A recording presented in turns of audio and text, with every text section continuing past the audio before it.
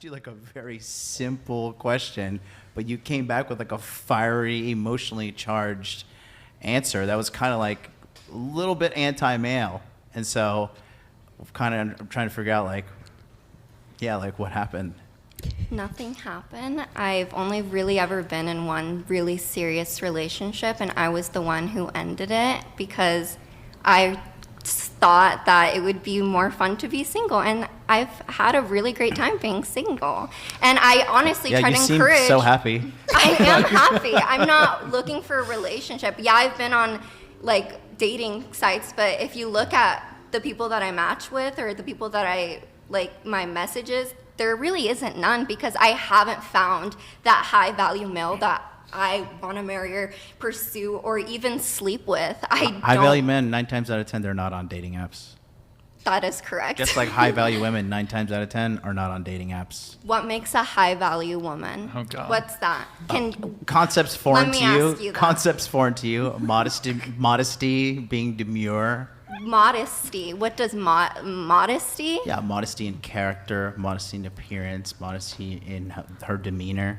You just don't like it when a woman is outspoken. You're intimidated by that. Bitch, you just met me like 10 minutes ago. Okay, And you're already starting guys. to say, you just called me a bitch, you insulted me. I have not insulted you. I said that you are intimidated. It seems to me that you are intimidated. Nobody's intimidated by you, first of all. I'm not. Second of all, yeah, no, it seems like you're intimidated by somebody that speaks the truth. That modesty, that is okay. That is your concern, modesty. No. So yeah, you just said that a high value woman. The first thing that came out of your mouth was modesty. That is at the top of your list. There were multiple things that came out. Is that at the top? Okay, let's pause it here for a second. This is going to go on for a little bit. It's gold. Listen, I don't disappoint. I know what the audience likes. First of all, the voice. I warned that her voice, there's something going on there that after a few minutes, it's nails on a chalkboard. Is it not? Folks in the chat, we have to just be honest about certain things, and that is a reality. And initially she says she's so happy. Does this sound like an individual that's happy to you? No. She's not happy. She's not happy. She doesn't sound happy. Somebody who's happy doesn't have a knee-jerk reaction that sounds like male hating when you ask a simple question about her life. Something happened here. And the reason he's asking is like, did something happen? Because it seems like she went through something that made her pretty mad. And now there's some acting out going on. I can't say that for sure. I'm not going to psychoanalyze her because I don't like when, people do that to others. But regardless, there's something here that's off, right? Or maybe she's just so hungry to regurgitate a talking point that she's trying to just walk her way around that. How do I make that happen? She says, I'm not, there's no high value men. Then she says, well, I'm not looking for a high value man. He's right about one thing for sure, that high value women are not on dating apps. So how do you meet someone, Jed? The way people met people for years. You go out, you mingle, you go up to somebody, you talk to them, friends of friends introduce you, you go to a house party. Normal, not dating apps, normal eye contact, interaction. Guys have to be guys, have to walk over to you and talk to you. Social settings. That's how it was for I don't know how long. I know this may sound shocking, but people did exist and date before the cell phone arrived. Now, you see that it gets a little bit heated. He uses the B word, right? He calls her a bitch. That is gonna be a losing point for him, okay?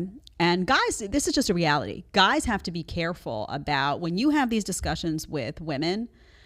Oftentimes these modern women are looking for a reason to call you a misogynist or looking for a reason to say, oh, see, he doesn't like women, or he's a man hater, or he's a woman hater, or this. They're looking for something.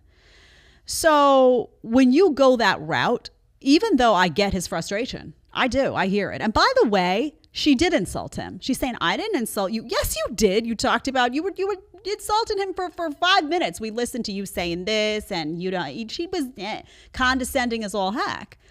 The problem for a guy is that there isn't equality in these spaces. We know that. And when the second a guy shows a little bit of that aggression back, then it's like suddenly like, oh, look, he's a woman hater, all that. So you want to try to avoid that. So I thought that was,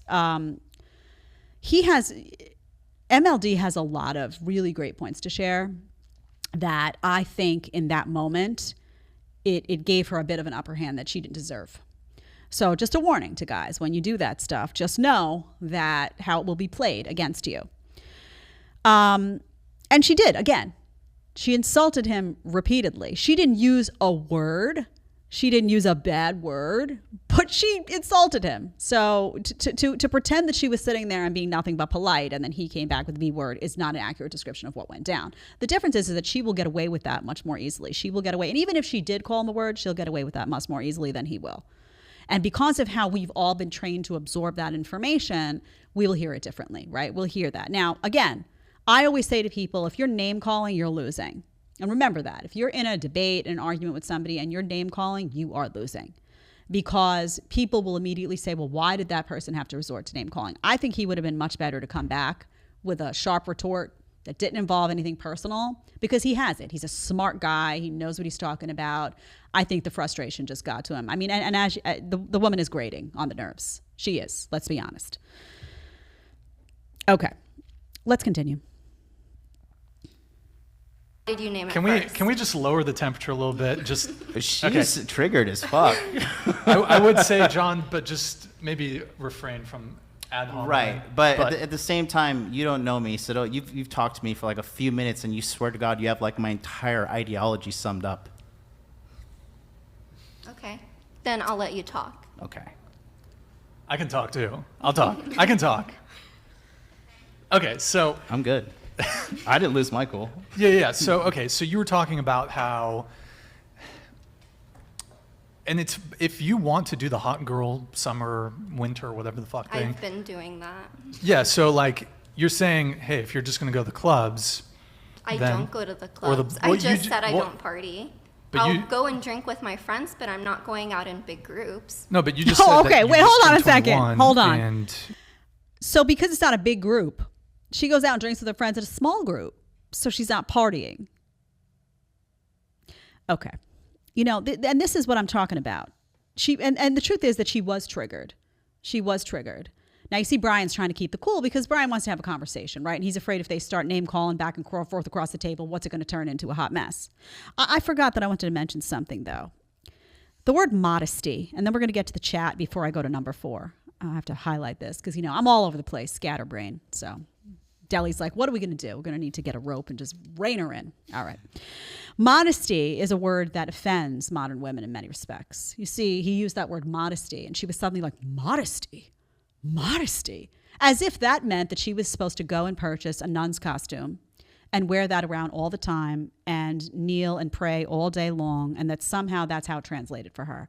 No, he's talking about just modesty in terms of your behavior, meaning you're not out there, you're not in the party scene, you're not the party girl, you don't show up and it's like, shot of tequila after shot of tequila. Maybe the boobies aren't out, but maybe a little bit more in, right? You see these girls that go to the club, they kneel over, you see everything. You're like, oh my gosh, there's nothing. I mean, it's all out. That's what he's talking about. Why is that offensive though? That's only offensive to somebody who's behaving badly, right? Who's exposed, who's overexposed. So modern women always take offense to that as if men are trying to control them and bring them back. Oh, you want a 1950s housewife or whatever. No, he's just saying somebody who cares enough about their body and cares enough about their persona to want to share that with somebody they really love, but not necessarily have it displayed out and open everywhere 24 hours a day for the world to see. We're now in a world where that's a bad thing? Unbelievable. If you like the short clip and want to watch the full episode, click here. And if you want to connect with me one-on-one on Connect, you're going to click right here. Let's get to talking.